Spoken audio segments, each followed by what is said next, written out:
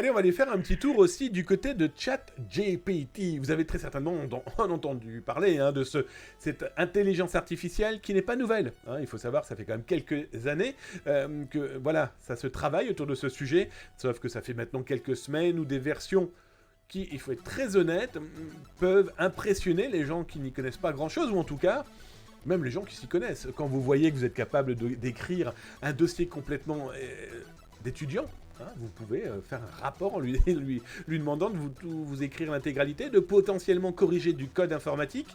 Alors on entend beaucoup de bêtises, et c'est surtout des sociétés en cybersécurité, surtout des gens qui vous vendent des VPN, qui vous expliquent que les malveillants, oh là là, il y a plus de 600% de questions sur ChatGPT dans le dark web.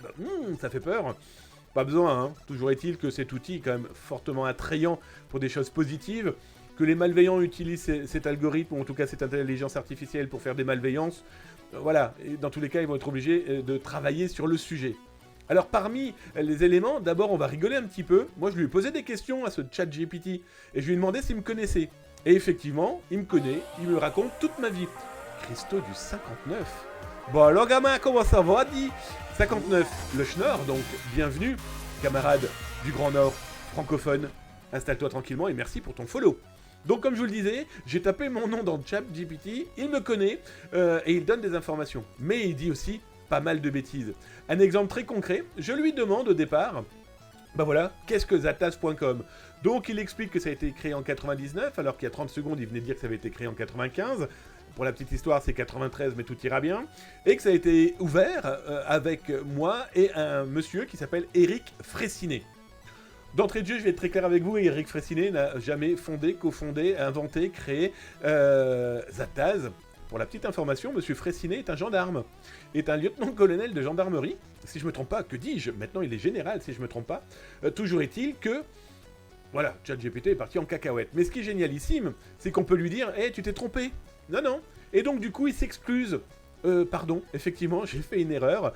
Il n'a jamais confondé Zataz, donc monsieur Fraissinet, et je vous présente mes excuses. Et ce qui est intéressant, c'est qu'une fois, quand vous reposez la question, il a corrigé. Ça vous montre aussi que ChatGPT, même si les informations sont censées être arrêtées depuis au moins 2021, les autres versions sont beaucoup plus contemporaines, soyons très clairs, il est capable de retenir et de corriger les informations qui ont pu lui être fournies.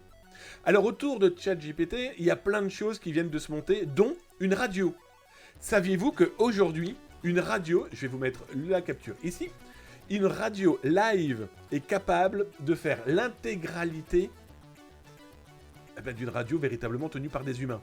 Les animations, les textes, la gestion des musiques, c'est complètement fou. Alors ça s'appelle comment? Je vais vous sortir le lien exact. D'ailleurs, si ça vous intéresse, je vous le mets directement là sur le chat de Twitch. Bien sûr, si vous êtes sur Zataz, ça vient d'apparaître là sur votre côté.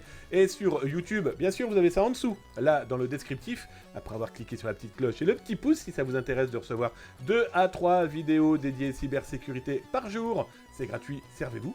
Et bien donc, Radio GPT est une intelligence artificielle qui vous propose une radio de A à Z.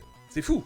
Avec les discours, avec les propos, avec des voix, vous pouvez jusqu'à mettre 3 animateurs différents.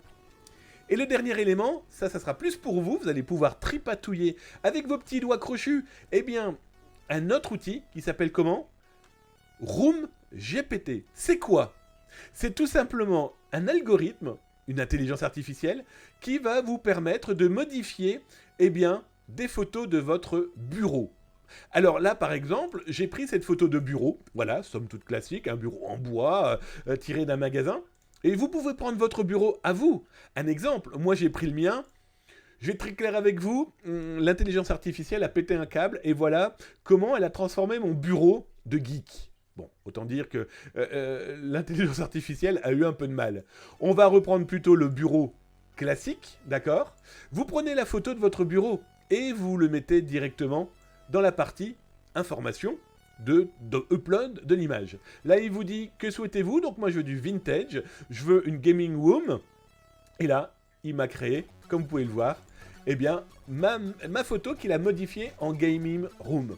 Ça sert strictement à rien, quoique ça peut vous faire de jolies images. Ça permet aussi potentiellement de se rendre compte que certaines images qu'on peut trouver dans les magasins ou autres sur les magasins numériques peuvent être modifiées par les intelligences artificielles. Et donc du coup, cette modification pourrait potentiellement servir à de fausses publicités ou alors à de fausses petites annonces. Donc c'est pour ça, prudence. Si c'est trop joli, il faut clairement se poser des questions. Y a-t-il pas un piège derrière? Mais ça vous montre que les intelligences artificielles vont peut-être remplacer un jour des journalistes, remplacer des marketeurs, remplacer peut-être des radios, et permettre aussi de faire des choses pas obligatoirement cool. Donc c'est pour ça, je pense qu'il faut continuer à garder un esprit ouvert, certes, parce que c'est génialissime, mais aussi tenter d'avoir un maximum de maîtrise sur des outils. Je ne sais pas ce que vous en pensez, d'ailleurs dites-le dans le chat ou sur YouTube. J'ai l'impression qu'on est en train de perdre la main sur tout ça. Ça ressemble un petit peu à Terminator 2, non ?